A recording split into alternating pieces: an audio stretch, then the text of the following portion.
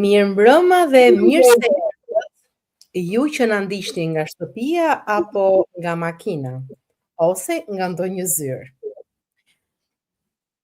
Ju ftojmë të mos jeni thjesht dëgjues, por pjesë e kësaj bisede, sepse ajo që do të trajtojmë sot nuk është thjesht një temë, është një realitet që prek shumë familje, ndoshta edhe tuaja. Ju jeni me ne në kritika në 60 minuta si çdo të martë në orën 6. Një hapësirë kur nuk japim vetëm mendime, por përpiqemi të kuptojmë atë që shpesh mbetet pa u thënë. Sot ndalemi te një çështje që haset çdo ditë në jetën tonë. Një ndryshim i heshtur, por i ndjeshëm në marrëdhëniet brenda familjes. Një ndjenjë distancë që nuk matet me hapa, por me mungesë kuptimi. Dhe ndaj ju ftoj të reflektoni bashkë me ne, ndoshta edhe të gjeni veten në këtë diskutim që sapo nis, një paradoks në jetën moderne. Sa më shumë afrohemi fizikisht, aq më shumë largohemi emocionalisht. Në të njëjtën hapësirë jetojnë njerëz që nuk ndajmë në botën e tyre të brendshme. Shikimet kryqëzohen, por mendimet nuk takohen. Dhe në këtë realitet të ri, rritet një brez që nuk e refuzon lidhjen, por nuk di si ta ndërtoj atë. Ndërsa një brez tjetër pret përgjigje që nuk vijnë më në mënyrën që i njeh. A është kjo ndonjë ndjesë? Ndonjë ndjenjë? Apo një mënyrë e re për të përjetuar botën që ne ende nuk kemi mësuar ta kuptojmë. Sot nuk do të nxitojmë të japim etiketa. Sot do të ndalemi për të parë më thellë, sepse ndonjëherë ajo që duket si largim është thjesht një kërkim për të kuptuar ndryshe. Dhe ndoshta pyetja nuk është çfarë po ndodh me ata, por çfarë nuk po kuptojmë ne. Pse fëmijët e sotëm shmangen nga pajisjet familjare? A i keni vënë re që në shumë familje sot tavolina është plot, por biseda mungon?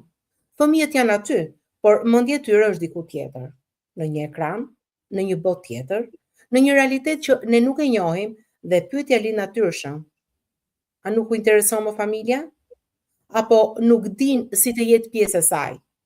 Një nën më tha, flas me të, por nuk më dëgjon, sheh, por nuk më kupton. A është kjo ftohtësi? A është kjo revolt? Apo është një gjuhë e re që ne nuk dim ta lexojmë? Sot nuk do të gjykojmë. Sot do të përpiqemi të kuptojmë, sepse ndoshta problemi nuk është që ata janë larguar, por që ne nuk dim më si t'i afrojmë. Sot do të flasim për një fenomen që shumë prindër e ndjejnë. Fëmijët, edhe kur rriten, nuk përfshihen në problemet familjare. Pse ndodh kjo? Shumë nëna thonë, e kam rritur me mund, por sot nuk më pyet asnjë.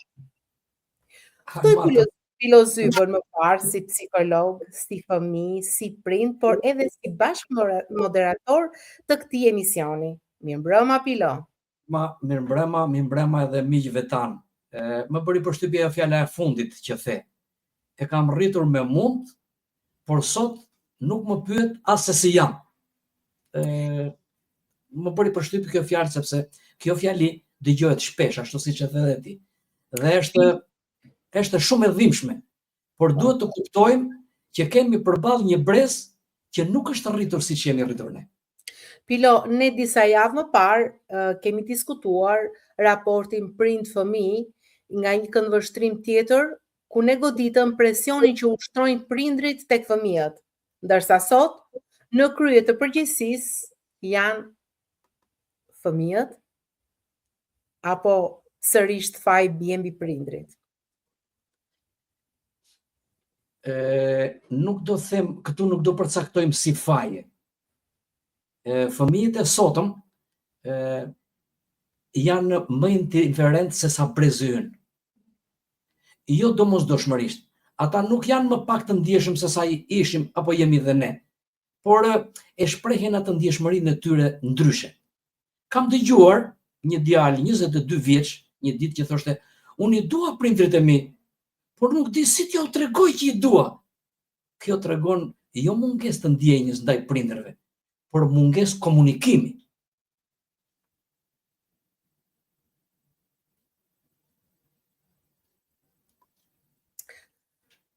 Po, Pilo, sepse po mundohesha të shpërndaja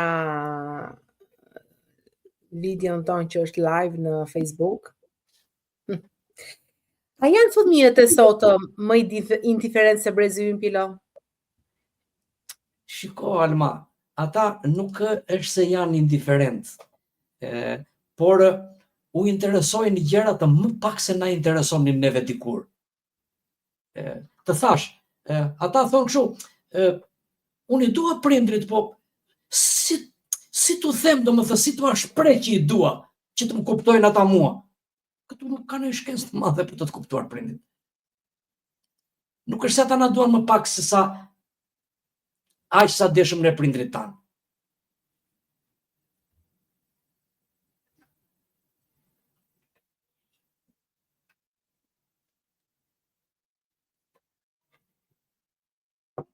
Edhe fëmijët e sotëm, Alma, Ti mendon që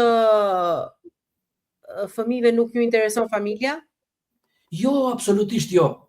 Po edhe mund të them jo gjithmonë, po ndonjëherë ata heshtin sepse nuk dinë si të hyjnë në një bisedë që për ta është e rënd nga ana emocionale.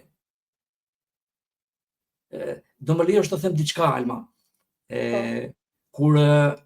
Kur një djalë rritej dikur në kohën tonë, nuk po flas për kohë pleqërish, por prindrit thërrisnin njerëzit e tyre dhe bënin biseda nëpër shtëpi dhe fëmia ishte aty. Pra fëmia edukohej nëpërmjet bisedave brenda për brenda, domethënë nga fjala që thoshte dikush, nga fjala që dëgjonte, nga fjala e prindërve. Kurse sot janë më të largët në këtë drejtim fëmijët. Pse mendon? Po shiko, ata sot janë në atë botën e tyre të teknologjisë më tepër, ka një telefon në dorë dhe me atë telefonin që kanë ndjen më të sigurt, Alma. Një vajzë, kam lexuar diku, një vajzë 17 vjeçare thoshte në një shkrim që kur jam në telefon, askush nuk më kërkon llogari mua. Telefoni është vendi ku ata nuk ndihen të gjykuar. A kanë faj prindrit, Pilo, në këto mendime që janë krijuar tek fëmijët? Nuk është se kanë faj prindrit, Alma, po në një farë mënyre edhe prindrit duhet t'i afrojnë në jetën e tyre fëmijët. Sepse duke qenë se fëmia sot është më i lirë, është më mirë qoftë ekonomikisht, domethënë fëmia sot ka dhomën e tij, ka televizorin e tij, ka telefonin e tij, ka kompjuterin e tij. Mirë, po kjo nuk do të thotë që ai të mbyllet brenda në dhomën e tij dhe të ngelet aty. Prindrit duhet të bëjnë në këtë drejtim, të gjithë ne, domethënë ne prindrit, nuk duhet t'i lëmë ata në një dhomë më vete e të themi se jemi qetë dhe pa ta. Po pra, këtë doja të thosha. Pse prindrit vendosin që t'ia krijojnë të gjitha kushtet në dhomën e fëmijëve? Sepse nuk duan të jenë të bezdisur. Nuk mendoj se sepse duan komoditet dhe prindrit komoditetin e tyre sigurisht, sepse nëse fëmia në dhomën e ndëngjes do kërkoj të shikoj kukullat apo një emision që i përshtatet dhe që ai fëmijë dëshiron, ndoshta prindi në atë momente ka për të parë një telenovel, për të thënë. Shiko, duke lënur fëmijën, Alma, më vete në dhomën e tij, kjo do ta përshkruajnë si një arratisje nga pjesa e gjithë botës së familjes së brendshme. Më kupton? Kjo është një arratisje e heshtur me gabime të dy anshme. Kur realiteti bëhet i rënd, njeriu kërkon një vend më të lehtë për të jetuar. Edhe nëse ai është virtual. Mirë po, ka një gjë në këtë mes, mendoj. Kjo është e vërtetë, ajo mendoj. Vërtet duke i krijuar kushte të mira fëmijës që është në dhomën e tij, në krevatin e tij, në studion e tij, në telefonin e tij, në kompjuterin e tij, kjo nuk do të thotë që atë ta lëm të lirë në të gjithë 24 orëshin apo në pjesën që ai është në shtëpi, sepse mendja e tij apo zhvillimi i tij mendor, prandaj dhe themi për fëmijët, nuk është i barabartë me atë të prindit. Ai duke u marrur pas një loje në kompjuter apo në telefon, harron mësimin. Harron komunikimin me prindin, me gjyshin. Harron shumë gjëra. Telefoni është vendi ku ata nuk ndihen të gjykuar vërtet, apo kompjuteri, apo televizori, por neve, jo për interesat tona, por për interesat e zhvillimit të tyre, qoftë mendor, qoftë kulturor, qoftë të programuar për shkollën, duhet të t'i shkëpusim nga këto. Domethënë të dim që 2 orë te kompjuteri sepse po bën mësime, apo te libri, 1 orë do lozi, pjesën tjetër do bëj një diçka tjetër, pjesën tjetër. Këtu kemi edhe neve gabime, mendoj. Jo, unë mendoj që gabime më të madhe kemi ne në fakt. Këtë po them edhe unë. Dhe këtu kemi një pyetje nga mikesha jon që tashmë është e përjashme në ndjekje, a kopjojnë fëmijët mënyrën se si e shprehin prindrit dashurinë? Prindri, në fakt të themi të drejtën se prindri jemi vetë, prindi është pak i dobët ndaj fëmijës së tij. Mundohet me mishë me shpirt t'i plotësoj ato kërkesat të gjitha, dhe mundohet që ta mbaj sa më mirë. Mirë, por në rastin konkret, dua të them, thjesht po bisedoj. Në rastin konkret, fëmia do të bëj pjesë në jetën e përditshme, dhe unë do të tregoj një rast. Në borrin e shtëpisë, si një shtëpi kur kam qenë i ri, vogël, tek një njeri, tek tezja ime, ishte një grop aty në avlli, si mund t'i themi, se ishte me pllaka e shtruar. Neve ishim më të rritur, ndërsa një djalë teze që ishte shumë më i vogël në moshë, mori një çik ujë, hodhi një çik beton, edhe zuri atë vrimën, neve mbetëm që ishim më të mëdhenj.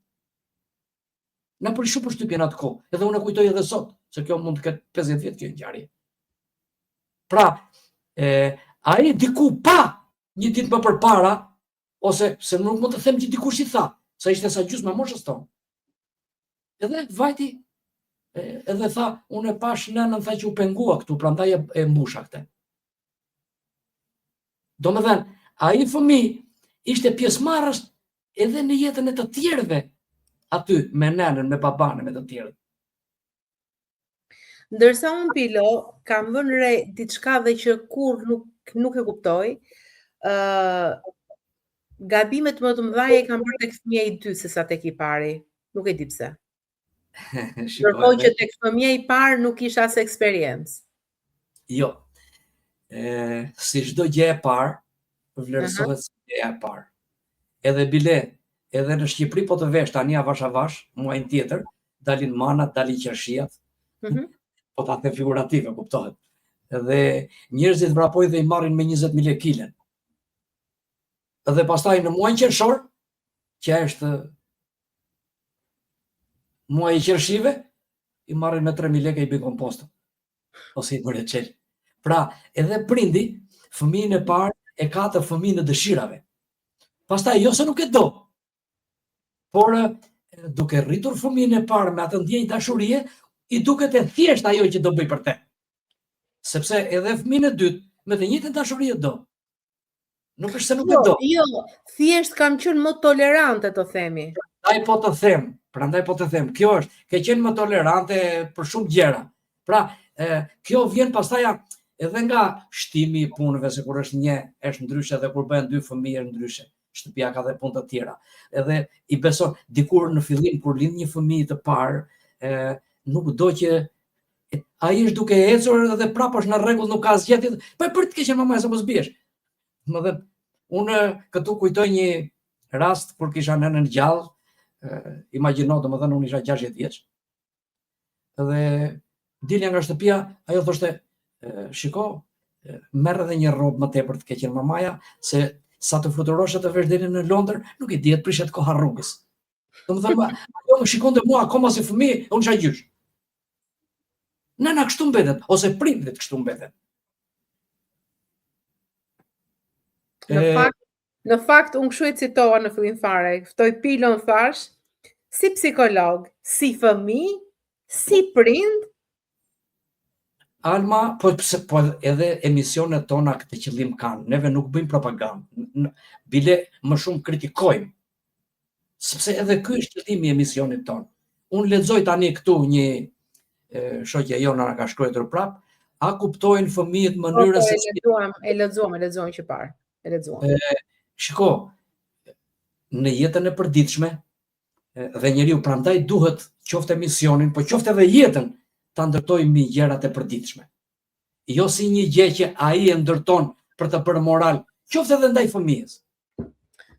Pilo, ju kthehemi fëmijëve. Pse telefoni është gjithmonë në dorën e tyre? Alma, e tham pak më parë, do ta themi prapë sepse kjo është një pikë që djeg pak më shumë. Duam apo s'duam, fëmijët i mësojmë neve pak a shumë gabim në jetën tonë, jo thjesht sepse duam të krijojmë kushte, por sepse duam të krijojmë siguri për vete. Për shembull, në disa vende të botës tani, si puna Danimarkës apo në një vend tjetër, në orarin e mësimit nuk ka me telefona. Edhe në Angli kështu është, pavarësisht se shumë herë i mbaj fshehur.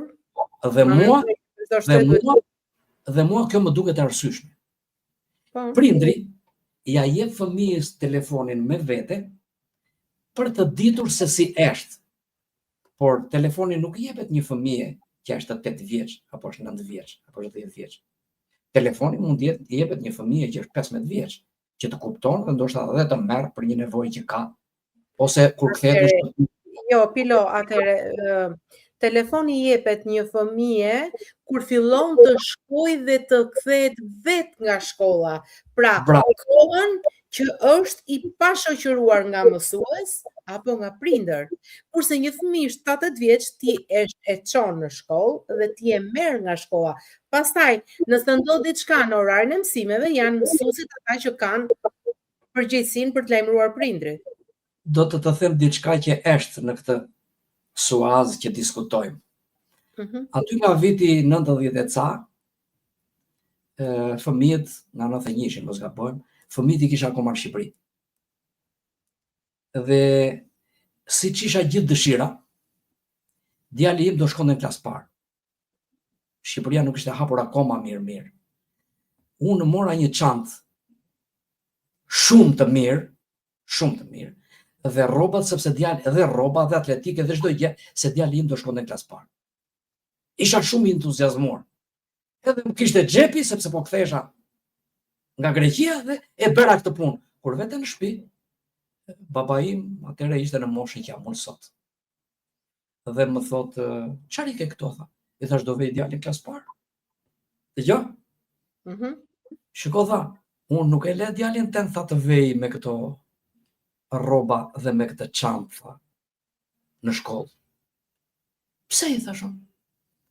Shiko tha, ti tha ke harruar se nga vjen tha. Dëgjoj këtu tha, unë nuk kam hall se do t'i marrin djalit çantën tha, po kam hall se do ta rrajnë. Unë mu duk si çudi ajo që tha babai. Megjithatë, e vërteta doli ajo që tha babai, se unë isha 28 vjeç atëherë, babai ishte i pjekur.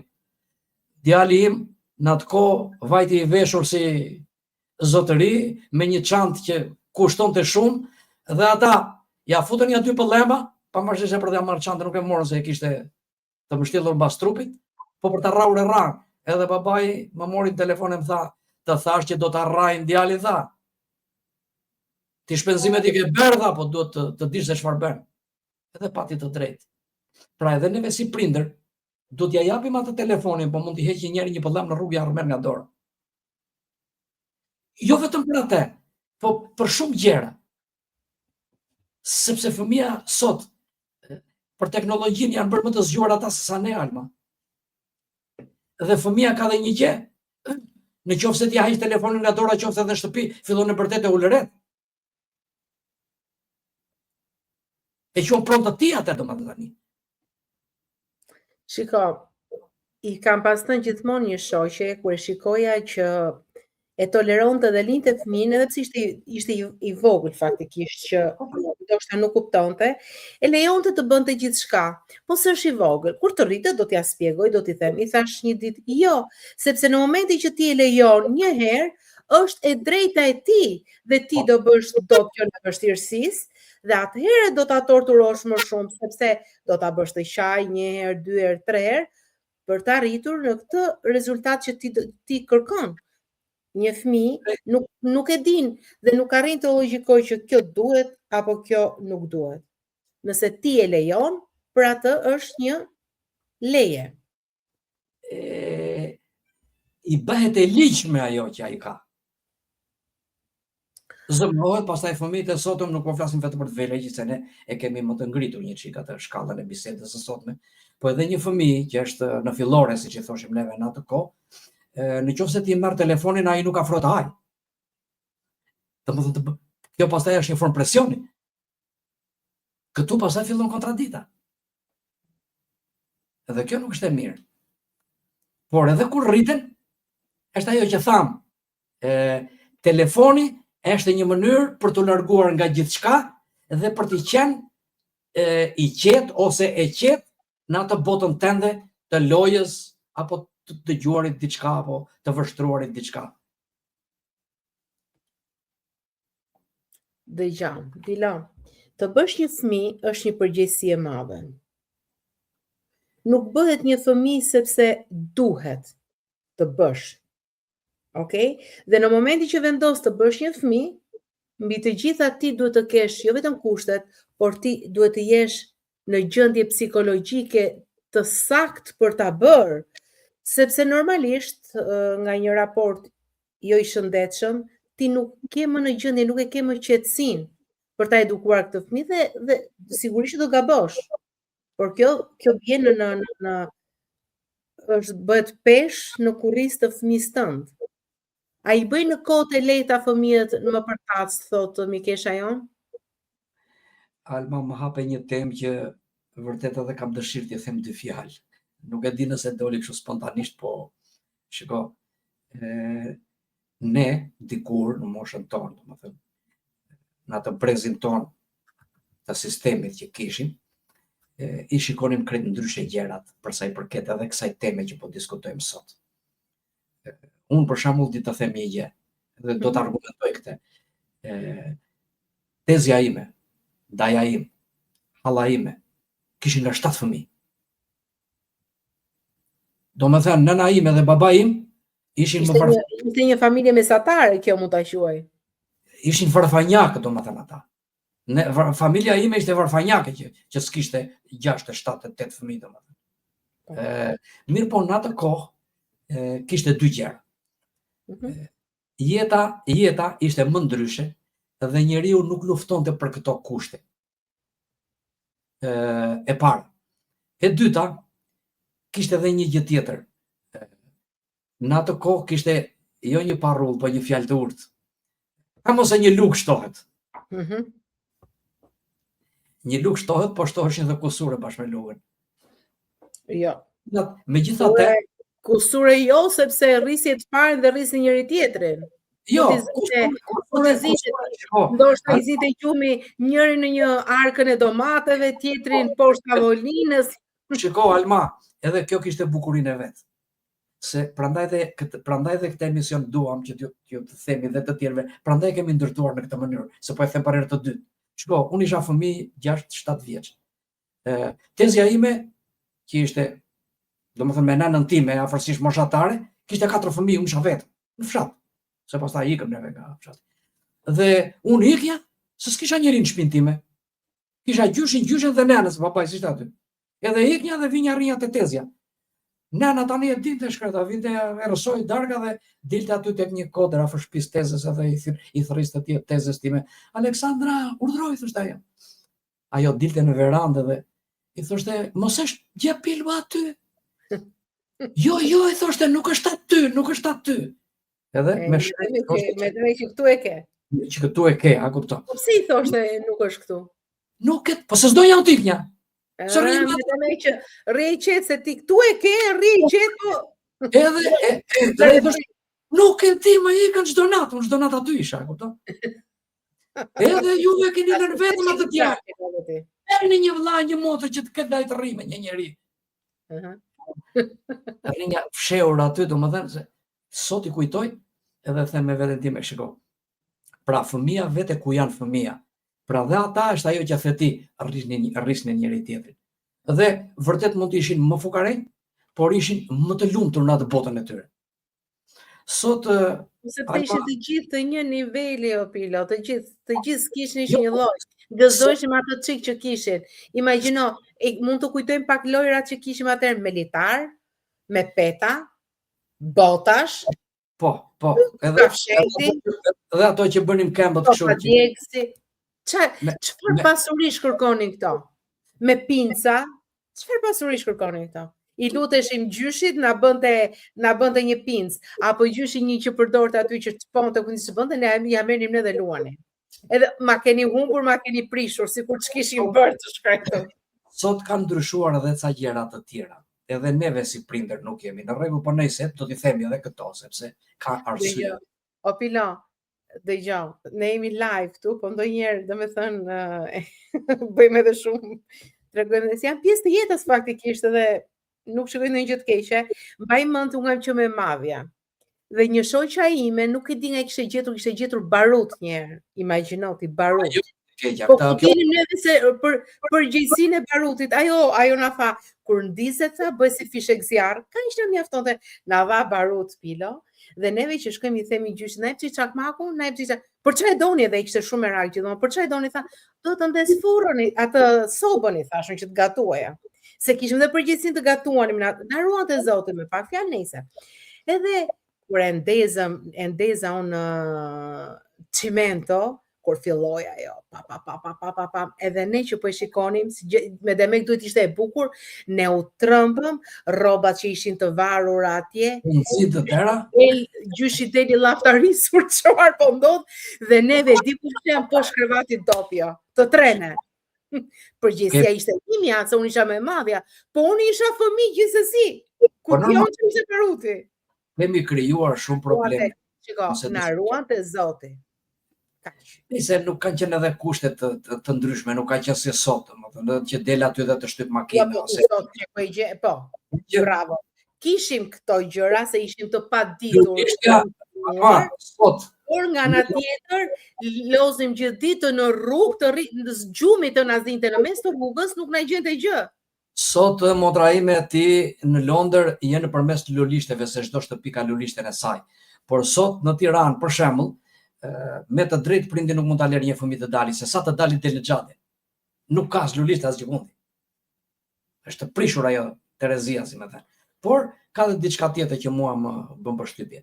Edhe neve prindrit bëjmë gabime. Nuk e kam tek telefoni, po tek shumë gjëra të tjera. Sot neve për fëmijët tanë konkurojmë me komshinët, konkurojmë me vëllain, konkurojmë me motrën. Në qoftë se fëmijës i blen halla, fëmijës vet, një telefon, një firmë të mirë, edhe unë duhet t'ja blej telefonin fëmijës një firmë të mirë. Domethënë këto janë gjëra që po të rrish ti mendosh, të varfarojnë nga mendja. E para. Po rrobat firmato, janë gjitha konkurse që i thojnë, kanë apo nuk kanë dhunti fëmijët, i detrojnë me dhunë, i çojnë në kurse në për njëra. Pardje, një mik i joni që ke dhe ti në Facebook ti, hedhi një stator, kishte nipin edhe mbesën në dorë. Edhe thoshte që nuk ma merrte mendja, thoshte që vërtet kam dëgjuar që është mjalti mjaltit, por nuk e dija se që duhet të duheshin kaq shumë. Po për çfarë lloj mjalti ishte se kishte kuptuar akoma, domethënë. Mirë po, unë e kam mikë shok, sepse jemi edhe nga një anë aty domethënë ku jam rritur dhe unë, edhe ai. Kemi qenë në të njëjtin gjimnaz, si më thënë. I shkruaj aty në koment, edhe i them se propagandën e bëjmë Alma edhe duke thënë të vërtetat. Edhe i thash, shiko, nuk është se ti i deshe më pak fëmijët e tu. Por i thash, unë kam një mendim. I thash, dëgjoj, Ti kur kishe fëmijët e tu, i thash, 4-5 vjeç, 6 vjeç apo 7 vjeç, i thash, nuk të zinin këmbët të dhe për të plotësuar kushtet. I linje në gjumë në mëngjes dhe i gjenje në gjumë në darkë. Se i duheshin këpucët, se i duhet çanta, se i duhet telefoni, se i duhet gjitha këto. Ndërsa sot i thash, ti je gjysh dhe gjysh i nderuar. Sepse sot e mban gjithë kohën në prehër. Fëmijët e tu nuk ishe kohë ti mbanje në prehër. Pra, është po ajo dashuri e trashëguar dhe nga fëmijët e tu, që vete tek ai, janë të dyja dashuri të bashkë, prandaj dhe është aq e ëmbël. Po, saktë.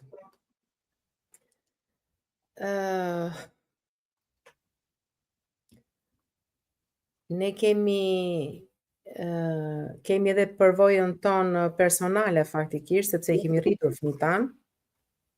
Dhe ndoshta na ka kapur në një kohë ku nuk kemi hasur këto vështirësi, me thënë vërtetën, Pilo. Se gjithsesi nuk kanë qenë as kohë e telefonave, as të rrobave firmato, me thënë vërtetën. Alma, ti të dy fëmijët e tu i linden në Itali, edhe gjithë ditën ishe të dyqani jot. Po. Edhe ditën dhe natën. Pra, mund të më thuash mua ti, derisa vajten ata fëmijë 10 vjeç që ti kuptove që u rritën dhe ecin në vetë. I mbajte në një herë më shumë se një gjysmë ore sa i bënje gati për shkollë, apo sa u mësonje mësimet. Pjesa tjetër ishte luftë për ty. Është e vërtetë. Dhe si rezultati i asaj, gjithmonë, domethënë, ky gjithmonë një peng. Dhe si rezultati i asaj lufte, mendoj unë sot, je e qetë edhe ti, janë të qetë edhe vajzat e tua apo fëmijët e mi. Mendoj. Por nëse do ta kisha këtë forcë ta ktheja kohën pas, shumë gjëra do t'i kisha ndryshuar. Shiko, ka një fjalë të urtë që e thoni juve gratë. Po tani tani ka ndryshuar gjërat, po martohesha edhe një herë të thosha. Të martohesha edhe një dinja unë si në Soronja. Në fakt tani martohesh. Të kisha mundësi nuk martohesha më. Po fëmijët i dua, jam dhurata me burrë. Sepse rikthehemi prap tek tema, se njëta temë është. Dikur Alma martohej djali 22, 23, 24, 25 vjeç. Sot nuk ke djalë që martohet 25 vjeç, 23 vjeç, 24 vjeç. Unë mendoj që dhe mosha e pjekurisë për martesë ka ndryshuar në botë, ose të paktën tek ne si shqiptarë. Një fëmijë sot i pjekur, i përgatitur për të krijuar një familje, është tek mosha 30 vjeç e lartë. Sepse sot edhe psikologjia mbi ndërtimin e familjes apo mbi krijimin e familjes ka ndryshuar. Domethënë, sot një vajzë mbaron shkollën, krijon të ardhurat e saj, nuk po flas për lek, po krijon vendin e saj të punës. Domethënë karrierën e saj për të jetuar. Se nuk e di ajo se ç'burr do gjej nesër. I duhet të punoj sot të krijojë jetën e saj. Po kështu edhe djali. Pastaj, për sa i përket femrës, ka një ndryshim me mashkullin, sepse femra do të duhet të luftojë një çik më shumë për jetën e saj, jo se ka një ndryshim nga djali, por sepse disa herë femrës apo gruas i prishet jeta e karrierës së saj të punës. Sepse duke lindur një fëmijë, besat dhe ti e di shumë mirë që këtu në Londër, edhe këtë duash që vesh të kërkosh një vend pune, je martuar thot, ke fëmijë, do me thënë, a i të pyet si pa të kej, pa i bën llogaritë e tia. Çfarë moshe ke? Jam mosha 30 vjeç. Ke fëmijë? Po kam 2. Opa, kjo në rregull, është për punë, se kjo tani nuk do lindim me fëmijë. Se s'bën njëri me fëmijë pas 30-ave tani. Do me thënë, a i të merr në punë sipas kërkesave të veta. Ndërsa, kur ishim neve të rinj, dhe thot populli i riu si veriu, martohesh edhe në pyesje as për luftë, as për luftë, flas për luftën e jetës, nuk flas për pushkët. Domethënë ishte më ndryshe. Shikoj, ishin shumë gjëra ndryshe atëherë, Pilo, sepse duke jetuar edhe me prindrit në një farë mënyre ishin sa mbështetje për fëmijët, por edhe pengesë, sepse nuk të lejonin ti edukoje fëmijët ashtu si ti dëshiroje. Si Kjo ti është një radhan që si ti e gjykoje një brez më i ri se ta. dëgjoj, kjo është një mënyrë që po thua ti. Mënyra tjetër që i thashën aty mikut tim dhe shokut tim aty Ymerit, është edhe kjo ana tjetër. Unë në shtëpinë time, kur kisha fëmijët apo djalin, po të them mirë në fillim, ishte nëna ime, ishte baba im, ishte gjyshja ime, ishin 2 motrat e mia, ishte edhe gruaja. 6 ata pa mua ishin ata. Pra, mua nuk më binte rradha që ta merrja djalin në dorë. Po shiko, edhe sikur të binte rradha ty dale se do fillonin ato kritikat, pastaj çfarë babai e ti, babai përvoluar, babai dje. Që ajo është plusë. Kështu që ti, domethënë ti, gjithë brezi juaj ishin të ngurt, të frenuar për të dhuruar dashuri tek fëmia. Shiko, unë kujtoj baban tim se ka qenë i shëndetshëm kështu, dies pas, e merrte djalin tim e vinte në prehër dhe vinte për shembull motra ose vinte nëna ime për ta marrë. Edhe baba i qeshte, i thoshte tu ankua gje. Se nuk donte që ishte që nga prehër. Ajo që thamë edhe për atë mikun ton. Por sot ka ndryshuar shumë gjëra, sot se ne morëm vetëm për kohën e moshës shumë të re, domethënë të fëmijëve, por sot edhe kur rritet fëmia, Alma, që vete 14, 15, 16, 17, nuk është me ai fëmia i dikush, të cilit ti thuash ti sot për shembull që shiko këtu, hajde këtu se është 16 vjeç, na këto lekët këtu dhe do shkosh në filan vend e kështu. Fëmia të shmanget. Do vete këtu, po do vete te shkolla, po do vete te kursi. Dhe mënyra ime do të them diçka. Unë kam fëmijët me shkollë të lartë të 2. Ashtu, mirë po, unë isha në Greqi dhe nuk i çova në për këto kurset private. Se Greqia ishte mbushur me kurse private. Dhe them me veten time sot, vërtet një kurs privat duhet, por nuk duhet kursi privat i shkollës, i mësimit që ti bën në shkollë, sepse ta shpjegon mësuesi. Mirë po sot, mësuesi nuk ta shpjegon që ti të vesh mbasdite te prap tek ai mësues për ta paguar mësimin tënd. Kjo ndodh vetëm në Shqipëri, sepse në Londër s'ndodh gjë tjetër.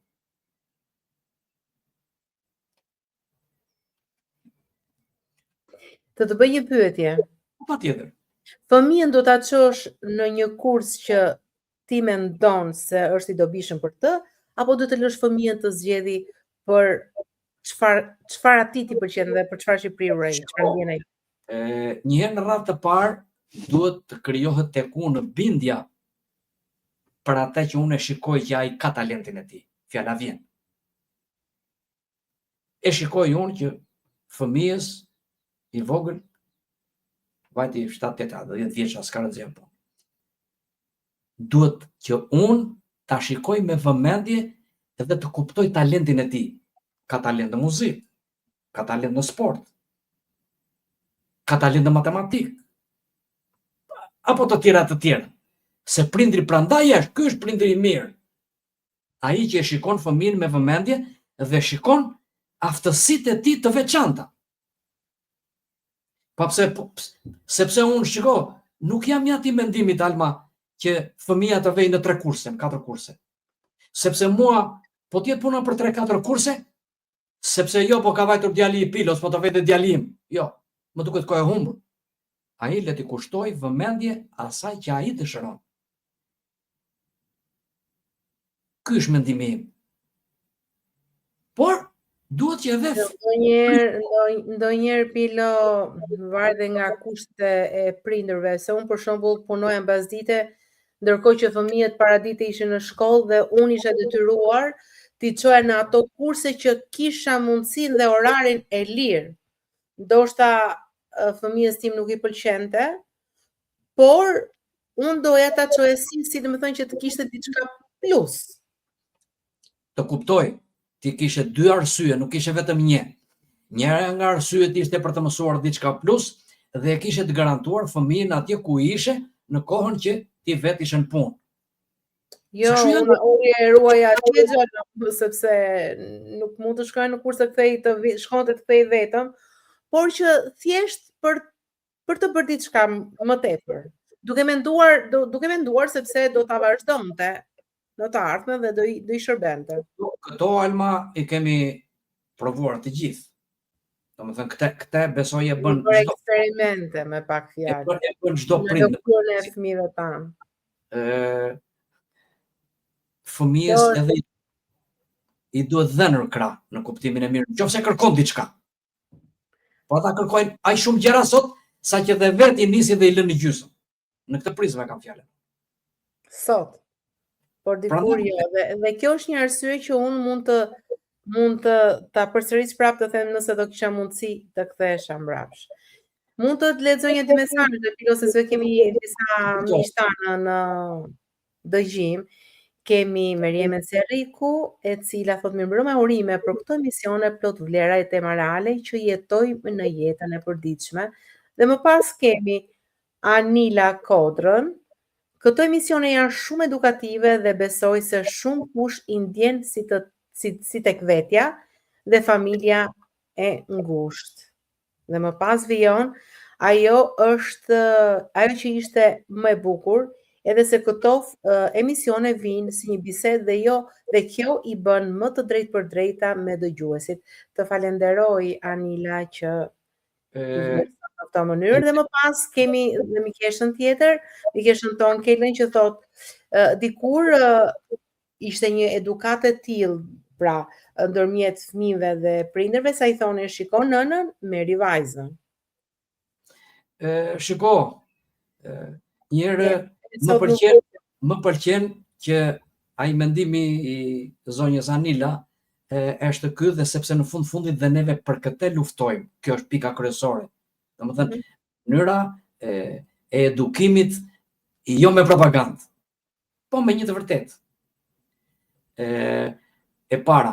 Dhe e dyta, ajo që më the më para që po të duash ti marrësh vajzën, shikoj nenën, kjo është ose atë fjalën tjetër që thoshin dikur që fjalën edhe atë gruan edhe lopën apo mushkën merre nga tek italiani. Italiani e thot për lopën, por ne themi për mushkën dhe do të shpjegoj ndryshimin ndërmjet lopës dhe mushkës. Neve themi që mushka ishte e fortë për të punuar, për të mbajtur peshën kurriz. Nuk ishte vetëm ajo. Jo. Nuk ishte jepte prodhim. Jo, nuk ishte vetëm ajo mushka. Mushka është ajo se mushka është zanxare. Dhe mushka godet dhe me shkelp dhe të hermatan. Domethënë, merre nga fshati yt si ja di zanatin, ja di të mirat e të këqijat. Ky që kuptimi i fjalës bukur.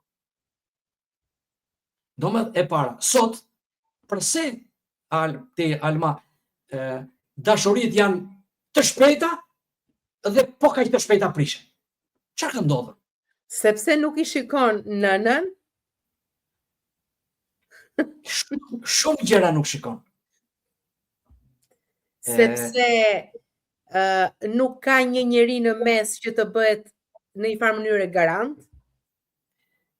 Se dikur pra, ai shkesi që futej thoshte do shkosh të marrësh filane se shikoj të përshtatshëm për këtë djalë. Edhe kishin të drejtë. Unë kam pasur një hall dies past, ajo bëri 40 martesa dhe nuk u prish asnjë. Po ishte kulturë edukat tjetër. Dhe ja se ta them me garanci nëse do t'i bënte sot, as 10% do reziston. Jo, kishte një aftësi të saj, që ajo vetë ishte në Tiranë, kishte një aftësi të saj që i balanconte gjërat. Domethënë shikonte djalin, shikonte edhe vajzën. Edhe i balanconte, dinte ti balanconte. Domethënë kjo që është natyrë e saj, është zgjuarësia e saj.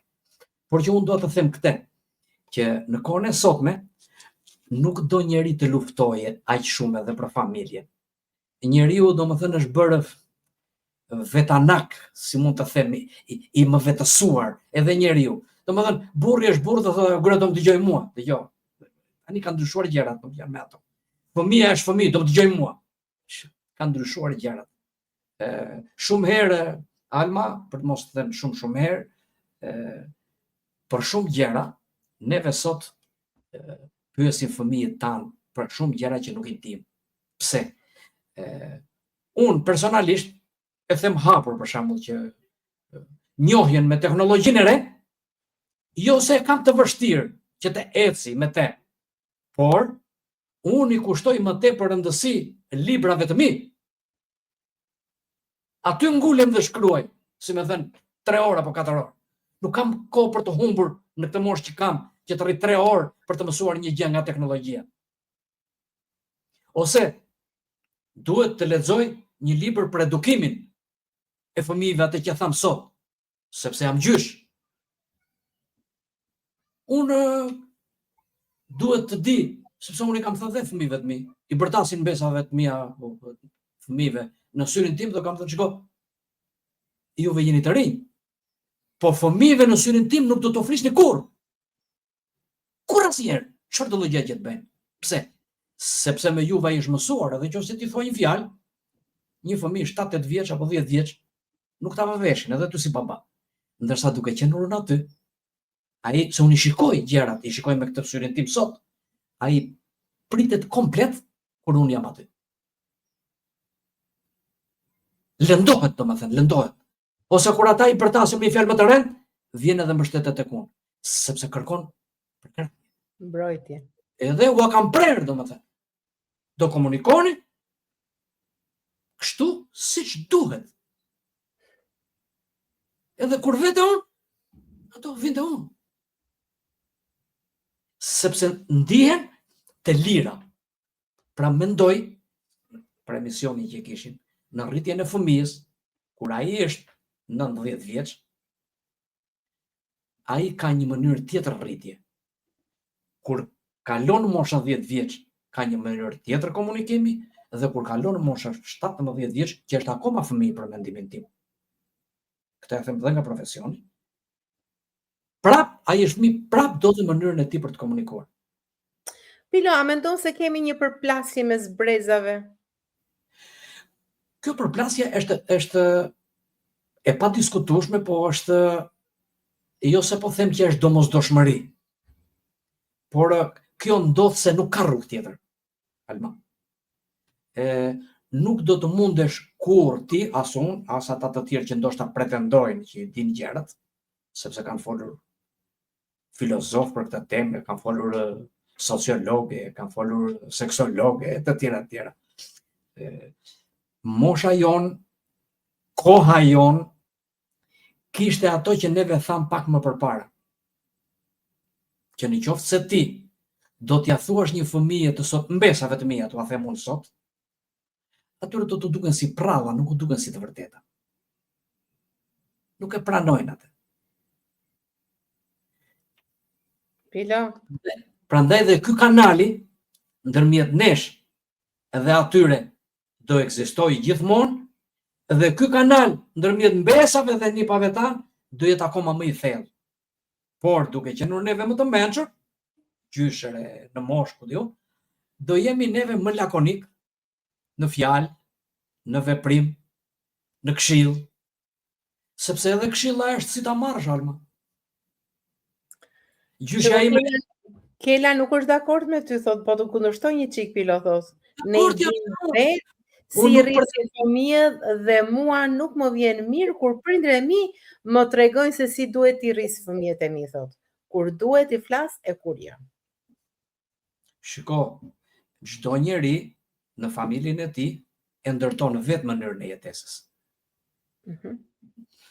Dhe mënyrat e jetesës nuk është ajo që kam bërë as unë për fëmijët e mi, as ti, apo ata të tjerët që vinë apo që kanë ikur. Gjithsecili e zgjedh vetë mënyrën e jetesës me fëmijën e tij. E di pse po e them këtë? Sepse kam nga përvoja e jetës time. Në atë shkollë që kam punuar në Greqi.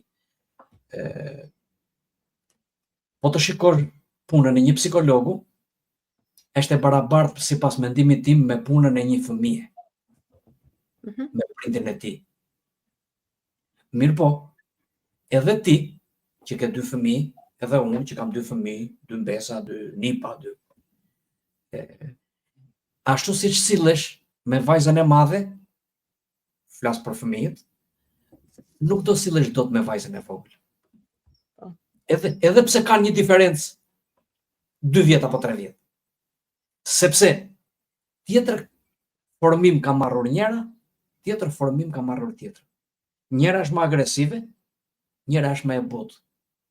Plus kësaj, edhe zhvillimin mendor neve nuk e dim të fëmijëve tanë, përderisa ata të rriten që ta tregojnë atë zhvillimin e tyre normal apo jo normal. Pra, edhe fëmia, edhe prindri me fëmijët do të sillet sipas mënyrës që lexon tek fëmia.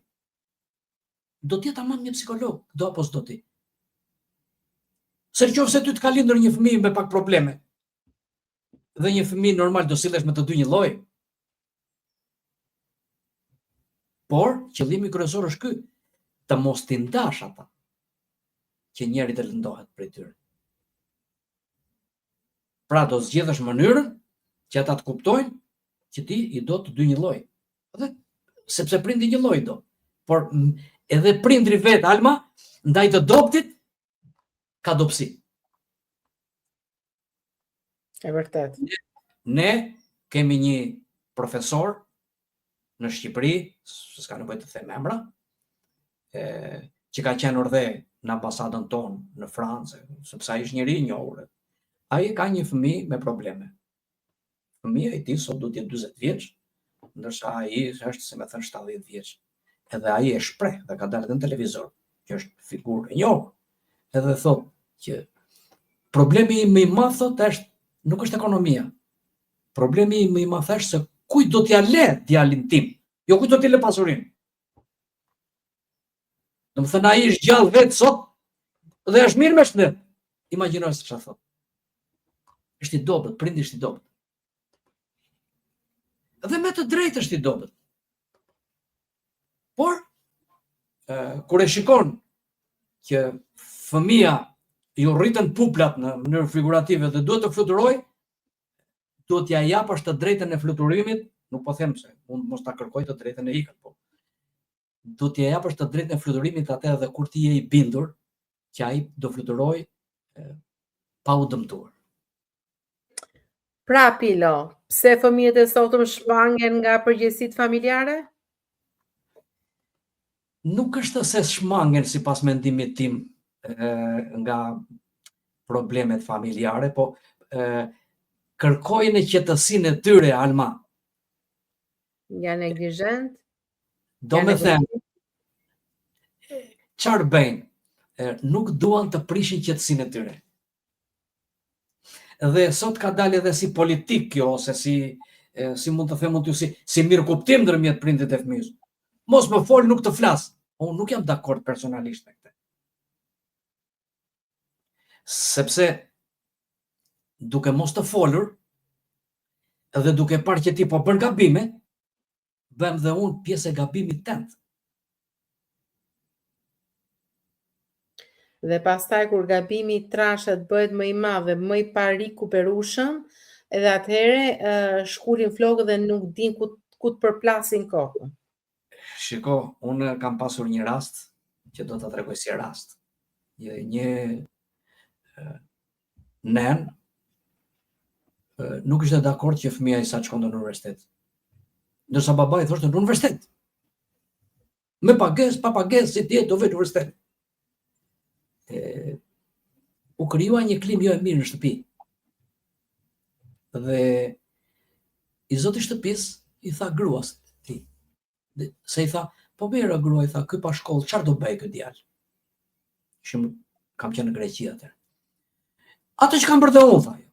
Ajo vetë ishte ekonomiste, e punonte në hotel. Po mirë, i tha, ty të ran kushtet që erdhe këtu dhe punon në hotel. Por tha, ky sot nuk e kupton, edhe ky do vetë punoj në ndërtim, aty ku e çon ti, ose ku e çon nevoja, si më thënë. Por kur ky ta kuptoj, nuk do ketë më vlerë për ty, sepse ty do të dënoj gjithë jetën. Ngeli gruaja, vjen në shkollë djali, paguan paratë. Pra, varet edhe se jo se donin për ta dashur të dy donin, nuk mund të thuash që donte nëna më shumë apo babai më shumë. Por duhet të zgjedhur mënyra më e mirë për të përfituar fëmija në radhë parë. Po duke përfituar fëmija, Alma, fitojnë edhe prindrit. Se shko, ti e ke vajza të larta dhe vajza jo të punon nga shtëpia ka 2 vjetë. Më shumë. Më shumë. Ndihesh e kënaqur ti që punon nga shtëpia? Po patjetër. Po në qoftë se ajo do ishte një pjata larse, Jo vetëm e kënaqur, po është edhe një krah për mua. Më fal, në qoftë se ajo do punonte pjata larse ose do punonte në një hotel, do punonte dot nga shtëpia? Nuk do punonte dot, se do vinte të shtonte çarçaft atje, apo do vinte të lante pjatat atje. Pra, normalitet e ndihmove, të ndihmoj dhe ajo vetë është mirë, po është dhe kënaqësia jote sot. Shumë herë fëmijët e mi Pilo më akuzojnë dhe më thonë, mami ti ke qenë egër. Unë nuk arrit të kuptoj disa prindër, kur fëmijët e tyre, do me thënë, e zëm të marrim një shembull, nisin të drogohen dhe kanë arritur në një pikë që nuk i kthejnë dot mbrapsht. Unë them, më fal, ku ishe ti kur ai nisi, kur ai e provoi, kur ai bënte eksperimente? Ku ishe ti kur ai ishte adoleshent? Unë preferoj të më akuzojnë që kam qenë egër dhe nuk i kam toleruar për disa gjëra, sepse unë sot jam e qetë dhe jam krenare për vajzat e mia dhe nuk floj gjumë me shqetësimin o bobo. Çfarë do të gjej? O bobo, çfarë po ndodhi? Cili është kuptimi i fjalës që neve e përdorim e egër? Strikte. Duke hyrë në hak vajzave të tua, apo unë? Shiko, ato i konsiderojnë të egër, okay? Sepse në ato kohë, unë nuk i kam lejuar të bëjnë atë që ato kanë pasur dëshirë dhe që moshatarët e tyre, gabimet e moshatarëve të tyre, nuk i kam lejuar të eksperimentojnë në lëkurën e tyre. Kupton? Do të them një gjë që do ta them edhe si ngjarje dhe si unë në ato vite vinja në Athinë. Në Athinë kisha motra kishte 2 djem. Njëri nga ata çunat ishte 17 vjeç, se i madhi kishte mbaruar universitetin. Edhe ky i dytë e ka mbaruar etj. Ky i dytë ishte më çapken. Edhe i thot nënës vet, unë i thot do vë një vath, i thot të veshi. I thot ajo dëgjoj, i thot. Okay. Lere punën e vathit, i thot se do me të rrosh edhe me të tatë, do ziheni. Babai i ti kishte qenë komandant burgu në kohën e demokracisë. Dhe kur bëjnë debatojnë në shtëpi, edhe dhe i shoh këtu i tha, unë me tërburgosu jam marrë, unë të shtroj në truj, tha, palere mos më, nuk di unë tha rrugë tjetër. Ore i tha, ti më shtroj në truj, që atë duash mo, i tha, unë tha... Do t'a vë vatin dhe pi. Do t'a vët edhe pi. Ndërkohë vetë unë të motra. Nipi tani, si duket, mendoj unë tani, gjeti atë vjegën që i themi neve, ose atë goshtën për të varur bisedën. Edhe mirë, unë nuk do pyes, jo vetë, unë do pyes Dajt. Thash unë, çfarë ta pyesësh Dajin, thash. Dëgjoj tha. Shokët e mi tha.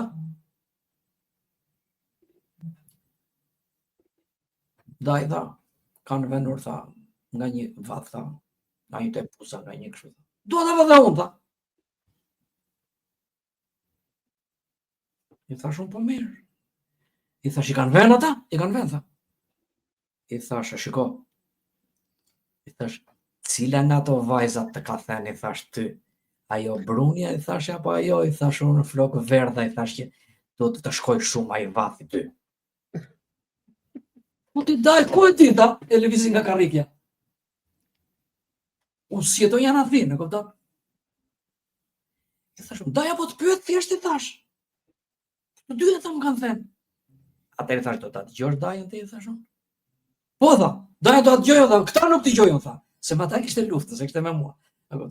I thash, dëgjoj, ti i thash, do presësh. Thash, le ti vend, i thash, le ti mbajnë ca kohë ata. I thash, pse i vëm me fornes ti, thash unë, nuk ka në një gjë punë, thash. Jo, tha, absolutisht, tha. E dëgjohat juve, i tha, baba, dëgjohat, i tha nënës. Tha, unë tha, do t'i le ato dhe siç më tha Daja do t'ja bëj. Kur vetë unë pas një 2 muaj e gjysmë prapë na thi. E them Daj, haj, tha, çfarë po bëni thash? Hiç mirë tha. E thash nuk po shikoj thash unë që ta kesh vënë atë vathin. Jo, ora nuk e vura Daj tha. Po pse i thash unë? Po ai hoqë edhe ata tha. Ai thash mirë. Do më them, kjo Alma është si punë loje, siç themi neve shqiptarët që shikon në rrushin dhe piqet. Do më thënë shikoj njëri tjetrin. Në qoftë se ti garen, mësojnë. Por dëgjoj, ata i thoshin që nuk do ta vesh, ai thoshte nuk u pyet juve. Edhe s'kishin ç'i bënin, s'u ta vinte, ç'a të bëni. Pra, duhet i gjetur mënyra edhe me fëmijën. Ata nuk janë fëmijë, se 17 vjeç nuk është fëmijë. Por, domethënë prapë edhe me atë duhet gjetur një mënyrë. Sot po t'ja kujtosh, ai qesh. Sepse sot është 40 vjeç ai. Prandaj them. Sidoqoftë, Alma, fëmia është një lloj brumi apo një mënyrë mielli apo një mënyrë plasteline që do shumë kujdes në gatimin e asaj që ti do të ndërtosh tek fëmia jot. Nuk e di nëse u shpreha shumë figurativisht, po e vërteta është që neve si prindër na duhet që edhe të hidhemi në sulm, të bëhemi të egër ashtu siç e the ti, edhe të tërhiqemi. Bravo, ndonjëherë, shiko, ndonjëherë duhet jemi të rrept, ndonjëherë diplomat. E jam dakord me ty, mirë po, kur unë kam qenë 30 vjeç, apo 35 vjeç, edhe ata i kisha nga 10 vjeç, si me thënë, nuk kisha dhe unë këtë mendje që kam sot. Kthehemi sërish, sikur të mund të kthehemi pas. Plus që kemi pas edhe frikrat tona, sepse ishim në vende të huaja, ishim gjithë ditën në punë dhe nuk kishim mundësira për t'i pasur me orë të tëra fëmijët. Domethënë, njeriu më mirë pranonte të ishte një çik më i egër, që ai të kishte fëmia një çik frikë. Mirë po, sot ata e pranojnë, për shembull, të mitë e pranojnë. Ke qenë baba një çik e por mirë na ka bërë neve. Mirë po e kuptojnë sot. Atëherë thoshin babai është shumë i egër, nuk flitet me baban. Dhe nuk e kuptonin që babai e bënte atë që ti të mos afrohesh shumë te babai. Ishte frika që detyronte. Fëmijët e mi janë rritur në breg të detit 200 metra nga deti, Alma. Unë thosha nuk do shkonin në det. Ata ishin me sepse edhe prindrit e tu kështu të thonin ty Pilo, dhe ti me siguri që i dëgjoje. Për mua thoshin të tjera gjëra. Lere, unë vinja në fshat, se neve ishim në Vjos, edhe në Vjos në fshat im ishte në breg të lumit, ishin mbytur njerëz dhe tezet e mia, dajat e mia, ikni fëmijët në lum që lashin gjithë ditën, më thoshin jo, ti këtu. Dhe bile më thoshin kështu shqeto fare mua. Ti këtu se ti e filli këputur. Tezja ime thoshte kam 4 djemun. Edhe po humba një, askush nuk do t'i humbasi. Po edhe po humba një kam 3. Ti e filli këputur, rri këtu thoshte mua. Të bën tezja vezë, të zira, ke qershi, ke kështu, ke ashtu. Edhe mbetesh aty, nuk ishe ç'bënje. Mirë po, gjyshes dhe mund t'i thoshe një fjalë për shembull. Po tezës nuk i thoshe dot. Nuk e vrisnje dot tezën, se më shumë të kishte rritur tezja kur vinja atje se sa gjyshja jote. Se gjyshja ta lëshonte edhe fjalën. Ta lëshonte edhe fjalën edhe plemën, ta lëshonte po. Themi gjërat siç janë, normale. Kela thot, kohë të vështira rrisin individ më të fortë.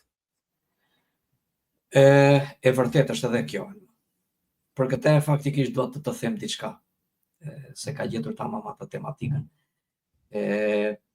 Neve jemi rritur në kohë të vështira. Imagjinoje një fëmijë 15 vjeç në atë kohë, ishte bërë dhe politikan që edhe pse vritej shpirtërisht nuk lëshonte një fjalë nga goja, qoftë për prindin, qoftë për shtetin, qoftë për njërin për tjetrin, se në atë mënyrë rritej. Mund t'i thuash sot një fëmijë për shembull që ti je aq i pjekur. Prandaj dhe mosha e pjekurisë është rritur nga 20 fjalavjen që kemi pas, ne ka vajtur 30. Prandaj dhe familja nga 23 që e ndërtonim ne dikur, shteti, shoqëria e kështu, sot ka vajtur 30 e ca. 30 e ca edhe prapë është kungull akoma, po nëse s'po e themi. E kupton? Sepse këtë i thotë Rash në dashuri, nga ana tjetër prapë thotë u prisha unë me te se ma bëri kështu, ma bëri ashtu. Sepse nuk durojnë. Se as nuk durojnë. Sepse nuk kanë arritur akoma të kuptojnë çfarë do të thotë t'japim vlerën Rash në dashuri. E din diçka qartë, e qartë. Është nuk e kuptojnë se çfarë peshe ka dhe fjala dua, a kupton? Edhe sepse edhe fjala dua, edhe prindri një dashuri ka. Edhe ndaj prindrit e njëjta dashuri është. Nuk është se ka ndonjë ndryshim të madh. Pavarësisht se është tjetër gjë gruaja, tjetër gjë motra, po dashuria janë të gjitha në një farë mënyrë. Po nuk është pjekuria në nivelin, jo se kemi qenë ne më të mençur, nuk do të them këtë. Nuk është ky kuptimi i fjalës. Nuk tin të vlerësojnë Bilo. Por jo, jeta sot është bërë më e lirë dhe më e zhvleftësuar. Po. Ky është kuptimi, jo se i kemi qenë edhe sot e kësaj dite ne na vret opinioni, fjala, gjithçka. Kjo ndodh në dheun tonë se në përbotë të tilla gjëra s'ka. Po jo më Bilo, sepse ti, unë dhe shumica e shqiptarëve në përbot jemi, por edukatën dhe kulturën e kemi marrë me vete. Po nuk po themi për ne. Ata që vinë mbas nesh do të ndryshojnë këto gjëra.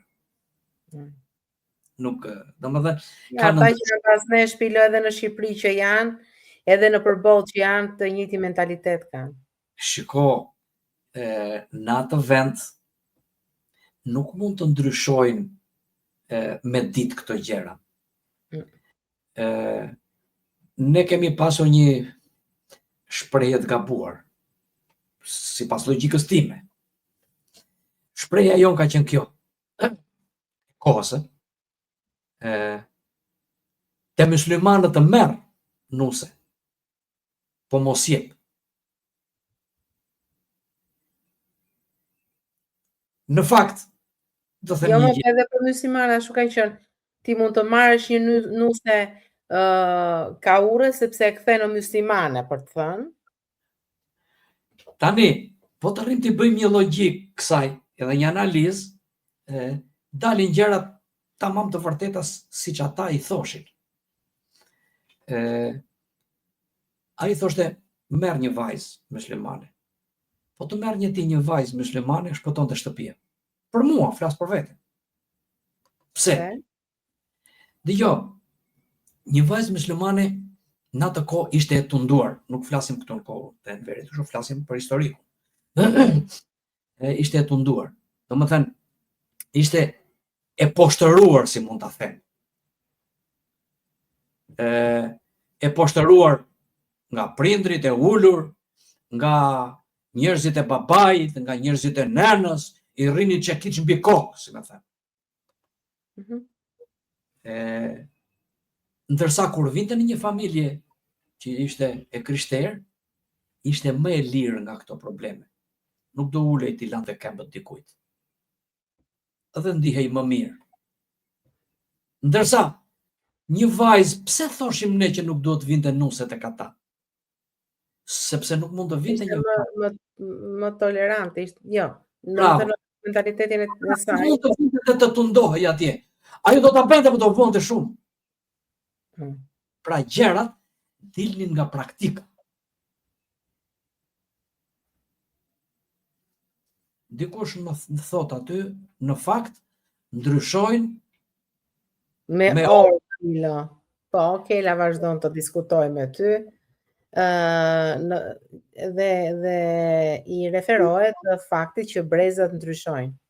Pa diskutim që ndryshojnë. Shiko, sot një baba si unë apo një gjysh si unë, kur të dëgjoj vajzën tende, të voglen apo të madhen apo vajzën time apo vajzën e dikujt, duhet të mendohet i gjatë që të thot një fjalë.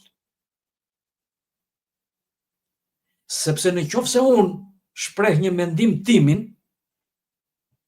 jo se bëj gabim, por ajo vajza, jotja, imja apo e tjetrit, ka dalur në jetë vetë sot edhe ditë të përgjigjet sipas mënyrës saj. Një mësues kam qenë në 8 vjeçare kur më ka thënë për një gabim që kam bërë. Lidha gërsheta se shoqja së bankës që kisha përpara, ja lidha në bankë. Dhe vajza u ngrit për të dalë në rast e puti qafën. Më kujtohet akoma dhe sot.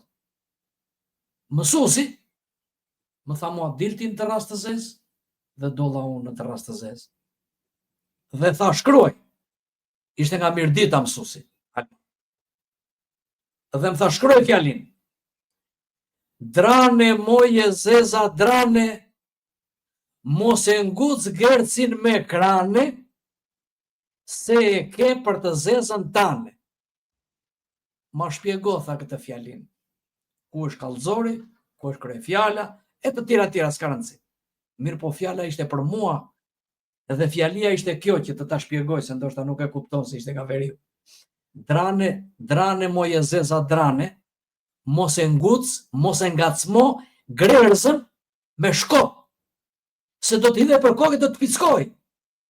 Pra, rriurt aty te banga jote, sepse atë vajzën që ja lidhe gërshetin, në qoftë se do kishte psuar diçka, kur u ngrit për ndërras zez, do gjej një kokër në belas. Po këtë e mendoj sot, nuk e mendoj një atyre. Pra, edhe pse je i mençur sot, fjala vjen në këtë moshë që ke, prap kur diskutohet diçka ndërmjet fëmijëve të tu, nipave, mbesave, vajzave, komshive, prap do jesh shumë i kujdesshëm për të thuash një fjalë, se të vënë përpara me përgatitjen e tyre që kanë. Domethënë e kanë mënyrën e justifikimit, këtu e pata fjalë. Jo vetëm atë, po edhe të thon ku i gjen ti, ku i gjen të drejtën ti të thonë ashtu. Nuk ke del fare njeri që nuk merr vesh. Kjo është. Edhe me të drejtë. Kështu që duhet, është ajo që thot populli, math 7 herë edhe për një herë. Pila, Mustafa Xhi më ka shkruar në privat dhe thot, të falenderoj për temën që trajton shumë edukative dhe aktuale. Ju keni zgjedh një mision, thot, sa i bukur, po aq edhe i vështirë. Pse? Se sot fëmijët i quajnë brezi patatinave, do të thot liri e tepruar, ku dëgjoj dhe nga të afër të mi që thon edukimi juaj ishte kohë tjetër, si jam dakord, thot, fjalët magjike, sjellje kulturuar, asnjëherë su i koha. Bukur i trajtoni problemet në panel. Ju uroj suksese. Dhe vazhdon, falenderojmë që jeni në ndjekje, Mustafa. Vazhdojmë me Kelin që thotë ne as nuk na jepej mundësia të mendonim, të jepnim një mendim, jo më ta thoni. E vërtet edhe kjo. Alma, nuk e kishin lirinë dhe të drejtën e fjalës. Ka gjëra që janë mençuri e rrallë në kohën tonë. Në kohën tonë shumë gjëra kuptoheshin pa folur. Prandaj dhe ne edukoheshim në një rreth familjar, jo se nuk kishim të drejtë të flisnim, se dhe kjo është njëra anë, por ka një gjë të bukur që duhet ta them. Në Gjirokastër thonë, domethënë ka dalë nami, që kur hanë buk, lidhin dhe macën. Më kupton? Po. Se janë kërnancë me dëmë. Dikush e kupton këtë fjalë të urtë popullore si kornacëri. Edhe ky është gabimi i kuptimit të kësaj fjale, sepse në këtë prizëm thuhet që të lidhësh macen në një shtëpi kur ti je duke ngrënë buk, është kulturë dhe është mençuri, sepse macja kalon mbi tavolinë dhe fut kembët në përgjell. Çfarë thua? Po si? Ja të t'jap një shembull, se nuk e kisha të përgatitur këtë, po ti më nxorr.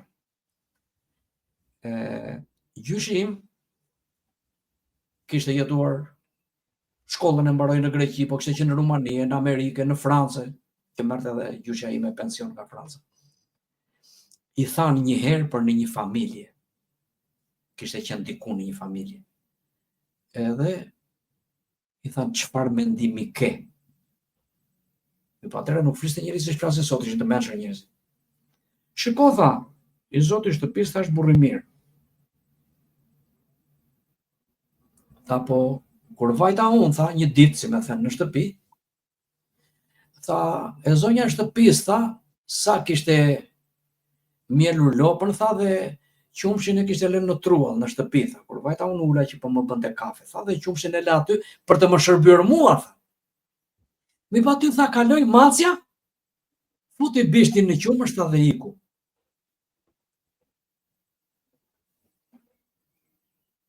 Shiko, po ta thuash këtë si fjalë, është një gjë e rëndomt. Mirë po, i zoti i shtëpisë është burri mirë, dhe e zonja e shtëpisë nuk është grua Nikoqire, se e la tasin atje dhe futi macja bishtin. Çfarë respekti më bëri mua që më pruri filxhanin e kafes? Ndoshta atje matan, edhe në filxhan të kafes kishte futur bishtin macja.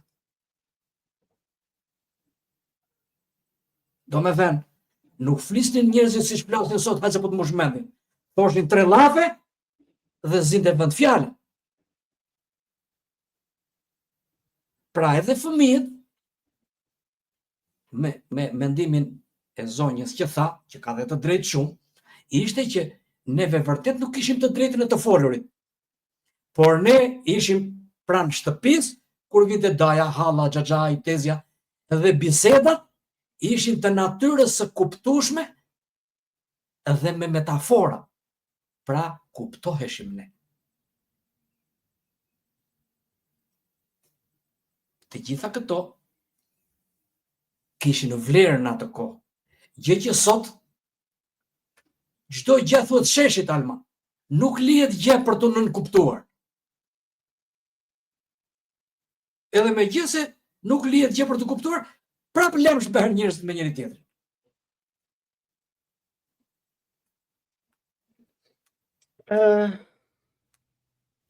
Pila, kjo është një temë që mund të flasim shumë akoma, por jo pa qëllim e kemi zgjedhur si temë.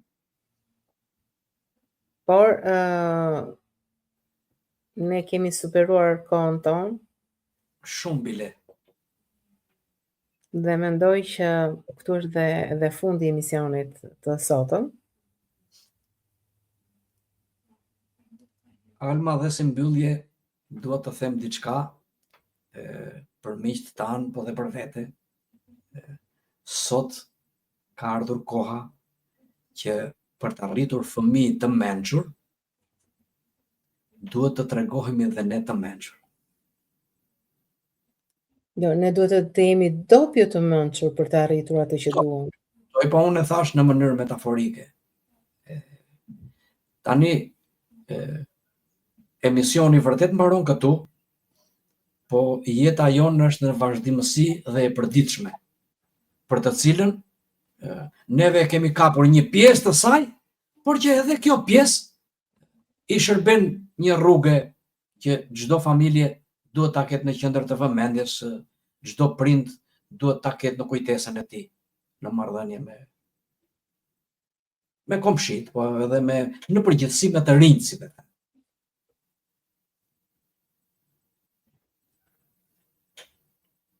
Mendon që t'ju themi miqve tanë natën e mirë? Në fakt, në fund të këtij emisioni mbetet diçka më shumë se fjala. Mbeten pyetje, mbeten reflektime dhe ndoshta edhe një mënyrë tjetër për të parë njerëzit tanë më të afërt, sepse ajo që trajtuam sot nuk i përket vetëm një studioje, por jetës së përditshme të secilit prej nesh. Ju falenderojmë që ishit me ne, që na dëgjuat, komentuat dhe mbi të gjitha, që bët pjesë e këtij mendimi të përbashkët. Kritika në 60 minuta do të rikthehet sërish, siç do të martë në orën 18 me tema që na prekin të gjithëve. Deri atëherë, ndoshta ja vlen të bëjmë një gjë të thjeshtë, të jemi më të pranishëm me njëri tjetrin. Natën e mirë dhe miru dëgjofshim. Natën e mirë.